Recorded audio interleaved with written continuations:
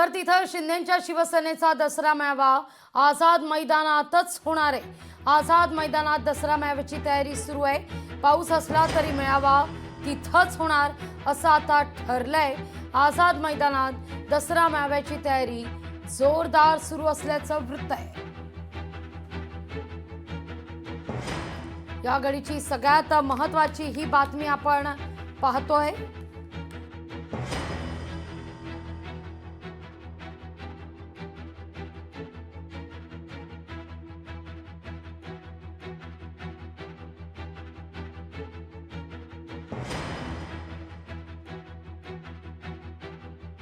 दसरा मेळावा आझाद मैदानातच होणार आहे। खरं तर म्हटलं जात होतं मुसळधार पाऊस सध्या मुंबई आसपासच्या उपनगरात, त्यामुळे पावसाचं सावट असल्या कारणानं दसरा मेळावा एखाद्या ऑडिटोरियममध्ये घेतला जाईल शिंदेच्या शिवसेनेचा, अशी एक शक्यता होती। त्या दृष्टिकोनातून चाचपणी केली जात होती, पण आता मात्र शिंदेच्या शिवसेनेचं ठरलंय दसरा मेळावा शिंदेच्या शिवसेनेचा आझाद मैदानावरच होणार आहे।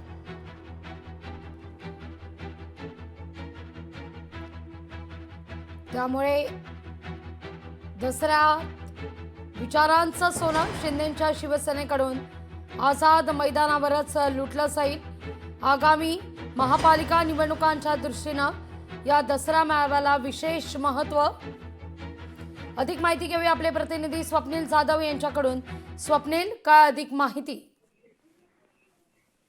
आगामी स्थानिक स्वराज्य संस्थांच्या निवडणुका आणि मुंबई महानगरपालिकेची निवडणूक पाहता दोन्ही दसरा मेळाव्याला फार महत्त्व आहे। खरं तर दोन्ही दसरा मेळाव्यामध्ये आगामी निवडणुकांसाठी जी रणनीती आहे त्याप्रमाणे काही निर्णय होण्याची शक्यता आहे, काही घोषणा होण्याची शक्यता आहे। एकीकडे शिवसेना ठाकरे गटाचा दसरा मेळावा हा शिवाजी पार्क मैदानावरती होणार आहे, तर शिवसेना शिंदे गटाचा दसरा मेळावा हा आझाद मैदानात होणार आहे। त्यामुळे दोन्ही दसरा मेळाव्याकडे राज्यातील प्रत्येक जनतेचं लक्ष आहे, त्याचप्रमाणे राजकीय प्रतिनिधी आहेत त्यांचं सुद्धा लक्ष आहे। आज 2 दिवसानंतर हा दसरा मेळावा होणार आहे। दोन्ही दसरा मेळाव्यांवरती पावसाचं सावट आहे। दरम्यान या संकटातही कशाप्रमाणे हा दसरा मेळावा होतोय आणि या दसरा मेळाव्याला जी आलोट गर्दी होणार आहे, जे विचारांचं सोनं लुटण्यासाठी शिवसैनिक मुंबईत दाखल होणार आहेत, त्यांच्या पदरी नक्की काय पडतं हे पाहणं देखील महत्वाचं असेल। लागवी अगदी धन्यवाद स्वप्नील, तुम्ही दिलेल्या एकूणच या सविस्तर माहिती करता।